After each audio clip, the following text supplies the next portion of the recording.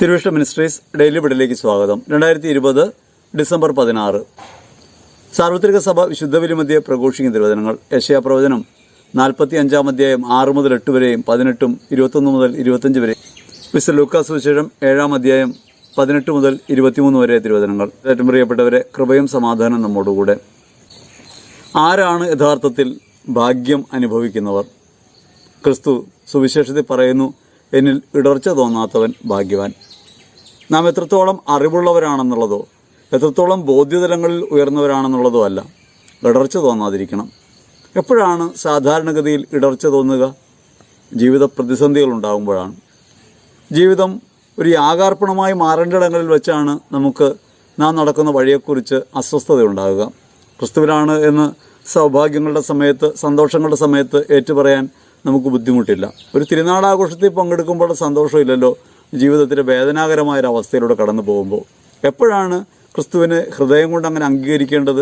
എപ്പോഴാണ് ക്രിസ്തുവിൽ അഭയം പ്രാപിക്കേണ്ടത്? നിശ്ചയമായും കഷ്ടതകളുടെ സമയത്താണ്, ഞെരുക്കങ്ങളുടെ സമയത്താണ്. സ്നാപകൻ യേശുവിനെ ലോകത്തോട് പറഞ്ഞവനാണ്, വെളിപ്പെടുത്തിയവനാണ്. അങ്ങനെ വെളിപ്പെടുത്തിയ സ്നാപകൻ കാരാഗൃഹത്തിൽ അടയ്ക്കപ്പെടുന്നു. കാരാഗൃഹത്തിൽ അടയ്ക്കപ്പെടുമ്പോൾ സ്നാപകന് ഒരു സംശയമുള്ളിലുണ്ടാകുകയാണ്. ശിഷ്യന്മാരെ അയച്ച് യേശുവിനോട് അവൻ ചോദിക്കുന്നുണ്ട്, നീ തന്നെയാണോ വരാനിരിക്കുന്നവൻ, അതോ ഞങ്ങൾ വേറൊരുവനെ പ്രതീക്ഷിക്കണമോ? ലോകരക്ഷകനായ മിശിഹായാണ് അവതരിച്ചതെന്ന് ലോകത്തോട് പറഞ്ഞവൻ, പരിശുദ്ധാത്മാവ് അവൻ്റെ മേൽ വന്നുവെന്ന് തിരിച്ചറിഞ്ഞവൻ, അങ്ങനെ ക്രിസ്തുവിനെ തിരിച്ചറിഞ്ഞ ആളാണ് സ്നാപകൻ. ക്രിസ്തുവിനെ ലോകത്തിന് മുമ്പിൽ ഏറ്റുപറഞ്ഞവൻ. പക്ഷേ ജീവിത സഹനമുണ്ടാകുമ്പോൾ സ്നാപകൻ്റെ അടി പതറുന്നുണ്ട്. അങ്ങനെ ഒരുവൻ രക്ഷകനാണെങ്കിൽ നിശ്ചയമായും തന്നെ രക്ഷിക്കുമെന്ന്, ഈ കാരാഗൃഹത്തിൻ്റെ തുറങ്കുകളുടെ എല്ലാ വാതിലുകളും ഭേദിക്കുമെന്ന് അവൻ കരുതിയിരിക്കണം. അതുകൊണ്ടാണ് പറയുന്നത്, നീയാണോ വരാനിരിക്കുന്നവൻ, അല്ലെങ്കിൽ ഞങ്ങൾ വേറൊരുവനെ പ്രതീക്ഷിക്കണമോ? സഹനങ്ങളുടെ സമയത്ത് നീ എന്തുകൊണ്ട് ഇടപെടുന്നില്ല എന്നൊരു ചോദ്യമാണത്. യേശു പിശാച് ബാധിതരെയും രോഗികളെയും കുരുടന്മാരെയൊക്കെ സുഖപ്പെടുത്തിക്കൊണ്ടിരിക്കുന്ന സമയത്താണ് സ്നാപകൻ്റെ ശിഷ്യന്മാർ ഈ ചോദ്യം ഉന്നയിക്കുക. ഈശോ അവരോട് പറയുന്നുണ്ട്, നിങ്ങൾ കാണുന്ന കാര്യങ്ങൾ ചെന്ന് അവനോട് പറയുക, എന്നിട്ട് ഇങ്ങനെയും കൂടി പറയുക, എന്നിൽ ഇടർച്ച തോന്നാത്തവൻ ഭാഗ്യവാൻ.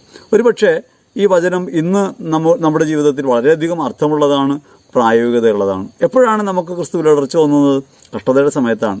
ക്ലേശങ്ങളും രോഗങ്ങളും സഹനങ്ങളൊക്കെ ഉണ്ടാകുമ്പോൾ കൂടെയുള്ളത് കർത്താവ് തന്നെയാണോ എന്ന് നാം സംശയിക്കുന്നു. അതുകൊണ്ടാണല്ലോ രോഗം വരുത്തുന്നൊരു പിശാചിനെ കുറിച്ചൊക്കെ നമ്മളെപ്പോഴും സങ്കല്പിച്ചുകൊണ്ടിരിക്കുന്നത്. നമ്മുടെ ജീവിതത്തിൽ സഹനങ്ങൾ തരുന്നവൻ ദൈവമാണെന്ന് പറയാൻ നമുക്ക് കഴിയുന്നില്ല. ആ സഹനങ്ങളിലൂടെ ക്രിസ്തുവിൻ്റെ ആത്മാവ് നമ്മിൽ വെളിപ്പെടുന്നുണ്ട് എന്ന്, അല്ലെങ്കിൽ ആ സഹന നിമിഷങ്ങളിൽ ക്രിസ്തു യാഗത്തിൻ്റെ ശക്തി നമ്മിൽ അനുഭവപ്പെടുമെന്ന് ഓർക്കാൻ പോലും നമുക്ക് താല്പര്യമില്ല.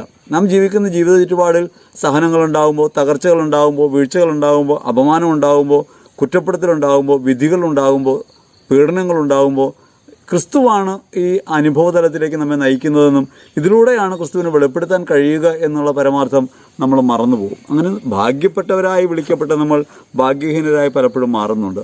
നമ്മുടെ ഭാഗ്യം എപ്പോഴും നന്മകളുണ്ടാകുന്നതിനെക്കുറിച്ചാണ്. അതെങ്ങനെയുള്ള നന്മകളാണ്?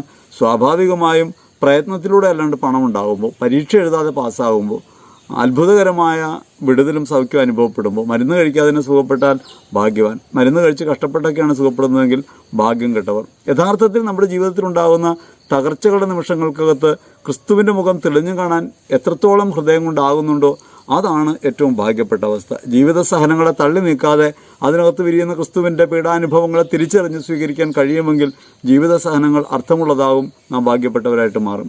ഇടർച്ച തോന്നാതെ ജീവിക്കാനായിട്ടാണ് നമുക്ക് കഴിയേണ്ടത്. ആഗമനകാലത്തിന് നാടുകളിലൂടെ കടന്നു പോകുമ്പോൾ ഈ ഭൂമിയിൽ സഹനങ്ങളിലൂടെ കടന്നുപോയൊരു ക്രിസ്തുവിനെ കൂടി നാം അനുസ്മരിക്കണം. അവൻ പിറക്കാനിടം തേടുന്നവൻ, പിറന്നതിന് ശേഷം ജീവൻ നിലനിർത്താനായിട്ട് നാട് വിടേണ്ടവൻ, അങ്ങനെ അലയുന്ന ഒരുവനാണ്. കഷ്ടതകളുടെ നടുവിലൂടെയാണ്, ജീവിത സഹനങ്ങളുടെ പാരമ്യത്തിലാണ് ക്രിസ്തു തന്നെ അർപ്പിച്ചുകൊണ്ട് യാഗം പൂർത്തിയാക്കുന്നത്. ഇതേ യാഗാർപ്പണത്തിൻ്റെ വഴിയിലേക്കാണ് നാം ഓരോരുത്തരും. മനുഷ്യനായി അവതരിക്കപ്പെട്ട ക്രിസ്തു സഹിച്ച പീഡകളുടെ വഴിയിലൂടെ മനുഷ്യരായി നമ്മൾ കടന്നു പോകുമ്പോൾ നിശ്ചയമായും ക്രിസ്തുവിനെ കൂടുതൽ അടുത്തറിയാൻ, അനുഭവിക്കാൻ നമുക്ക് കഴിയേണ്ടതാണ്. അങ്ങനെ ക്രിസ്തുവിനെ ലോകത്തിന് അനുഭവപ്പെടുത്താൻ കഴിയേണ്ടതാണ്. പലപ്പോഴും അത് കഴിയാതെ പോയിട്ടുണ്ട്. മനുഷ്യാവതാരത്തെക്കുറിച്ച് ധ്യാനിക്കുമ്പോഴും അവൻ്റെ ജനനത്തെ ഹൃദയം കൊണ്ട് സ്വീകരിക്കാനും അനുഭവിക്കാനും പ്രാർത്ഥിക്കുമ്പോഴും ഒരുങ്ങുന്ന ഈ നാളുകളിൽ ക്രിസ്തു രഹസ്യങ്ങളുടെ സമ്പൂർണ്ണതയിലേക്ക് ഞങ്ങളെ നയിക്കണമേ എന്ന് പ്രാർത്ഥിക്കാം. ജീവിതാനുഭവങ്ങൾക്കകത്തുള്ള ക്രിസ്തുവിനെ കണ്ടുമുട്ടാൻ, വേദനകൾക്കും പീഡകൾക്കും അകമേ വസിക്കുന്ന ക്രിസ്തുയാഗത്തിൻ്റെ സമൃദ്ധി അനുഭവിക്കാൻ ഞങ്ങളെ ബലപ്പെടുത്തണമേ എന്ന് നമുക്ക് പ്രാർത്ഥിക്കേണ്ടിയിരിക്കുന്നു. യെശയ്യാ പ്രവാചകന്റെ വചനങ്ങൾ വളരെ അർത്ഥവത്തായ ഒരു കാര്യം വെളിപ്പെടുത്തുന്നുണ്ട്. കിഴക്കും പടിഞ്ഞാറും സൃഷ്ടിച്ചത് ഞാനാണ്, പ്രകാശവും അന്ധകാരവും സുഖദുഃഖങ്ങൾ നൽകുന്നത് ഞാനാണ്, എല്ലാറ്റിൻ്റെ ഉടയവൻ ഞാനാണ്. ഈ ദുഃഖങ്ങളൊക്കെ പിശാച് വരുത്തുന്നതാണെന്ന് പറയുന്ന ഒരു ആധ്യാത്മികത നമ്മുടെ ചുറ്റും പ്രചരിക്കുന്നുണ്ടല്ലോ, അല്ലെങ്കിൽ കഷ്ടതകളൊക്കെ നൽകുന്നത് ചെകുത്താനാണെന്ന് പറയുന്ന ഒരു പ്രവണത. യഥാർത്ഥത്തിൽ കർത്താവ് പറയുന്ന യെശയ്യാ പ്രവാചകനിലൂടെ സുഖദുഃഖങ്ങളെല്ലാം നൽകുന്നത് ഞാനാണ്. ജീവിതത്തിലുണ്ടാകുന്ന സമ്മിശ്രാനുഭവങ്ങളെ തിരിച്ചറിയണമെന്ന വചനം പറയുക. ജീവിതത്തിലുണ്ടാകുന്ന എല്ലാ അനുഭവങ്ങൾക്കകത്തും ദൈവത്തിൻ്റെ മുഖം തിരിച്ചറിയാൻ നമുക്ക് കഴിയണം. ആകാശവും ഭൂമിയും സമസ്തവും സൃഷ്ടിച്ചത് കർത്താവാണെന്നും അവിടെ നിന്നല്ലാതെ വേറൊരു ദൈവമില്ലെന്നും തിരിച്ചറിയണം. അതുകൊണ്ട് ഭൂമിയുടെ അതിർത്തികളെ കർത്താവിലേക്ക് തിരിഞ്ഞ് രക്ഷപ്പെടുവിനെന്ന് വചനം ഓർമ്മിപ്പിക്കുകയാണ്.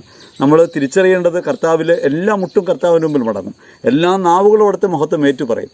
നാം അവിടുത്തെ സന്നിധിയിലേക്ക് എത്ര പെട്ടെന്ന് തിരിയുന്നുവോ അത്രയും ഭാഗ്യപ്പെട്ടവർ. അതുകൊണ്ട് ക്രിസ്തുവിലുള്ള സമ്പൂർണ്ണ ആശ്രയത്വം ഈ താൽക്കാലികതകളിൽ നിന്നുള്ള ഒരു വിടുതലിന് വേണ്ടിയുള്ളതല്ല, അത് നിത്യരക്ഷയുമായിട്ട് ബന്ധമുള്ളതാണ്, അല്ലെങ്കിൽ സമ്പൂർണ്ണതയുമായി ബന്ധമുള്ളതാണ്. ജീവിതത്തിൻ്റെ സഹനങ്ങളെ, ക്ലേശങ്ങളെ തട്ടിമാറ്റാനല്ല, അവയ്ക്കകത്ത് വിരിയുന്ന ക്രിസ്തുവിൻ്റെ മുഖം തിരിച്ചറിഞ്ഞുകൊണ്ട് ആ യാഗത്തോട് ചേർന്ന് ദൈവികമായ സമൃദ്ധിയിലേക്ക്, ദൈവികമായ പ്രകാശത്തിലേക്ക് പ്രവേശിക്കാനാണ് നാം പ്രാർത്ഥിക്കേണ്ടത്.